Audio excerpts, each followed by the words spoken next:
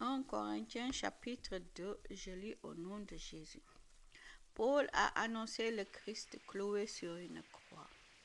Moi-même, frères et sœurs chrétiens, je suis venu chez vous pour vous annoncer le projet caché de Dieu.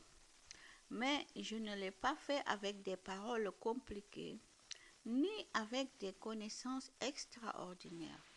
En effet, au milieu de vous, je n'ai rien voulu savoir sinon Jésus-Christ et Jésus-Christ cloué sur une croix. Moi aussi, devant vous, j'ai été faible. J'avais peur, je tremblais. Ma parole et mon enseignement n'avaient rien à voir avec les discours convaincants de la sagesse humaine. Mais c'est la puissance de l'Esprit Saint qui apparaissait clairement dans ce que je disais. Ainsi, votre foi ne peut pas s'appuyer sur la sagesse humaine, mais sur la puissance de Dieu. La sagesse de Dieu. Pourtant, c'est bien une sagesse que nous enseignons aux chrétiens adultes dans la foi. Mais cette sagesse n'est pas la sagesse de ce monde. Ce n'est pas la sagesse des puissances mauvaises de ce monde qui seront détruites. Nous enseignons la sagesse mystérieuse de Dieu qui était restée cachée.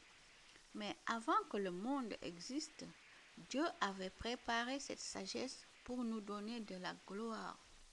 Aucune puissance mauvaise de ce monde n'a connu cette sagesse. Si ces puissances l'avaient connue, elles n'auraient pas fait clouer sur une croix le Seigneur plein de gloire.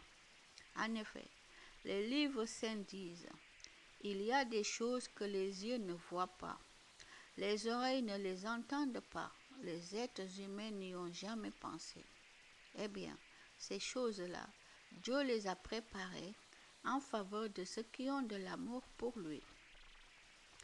Et c'est à nous que Dieu les a fait connaître par l'Esprit Saint.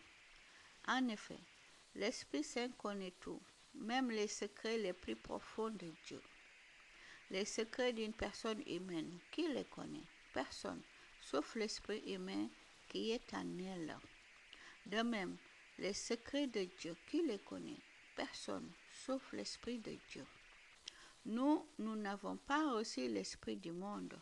Nous avons reçu l'Esprit qui vient de Dieu. Alors, nous pouvons reconnaître les dons que Dieu nous a faits. Nous ne parlons pas de ces dons avec les mots que la sagesse humaine enseigne. Nous en parlons avec les mots que l'Esprit de Dieu nous enseigne. Ainsi, nous expliquons les choses de l'Esprit de Dieu avec les mots qui viennent de cet Esprit. Celui qui pense seulement de manière humaine n'accepte pas ce qui vient de l'Esprit de Dieu. Pour lui, c'est une folie et il ne peut pas comprendre cela.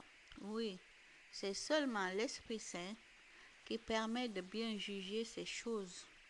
Eh bien, et celui qui a l'Esprit Saint peut juger de tout. Mais lui, personne ne peut le juger. Les livres saints disent, qui connaît la pensée du Seigneur? Qui peut lui donner des conseils? Eh bien, nous avons la pensée du Christ. Amen.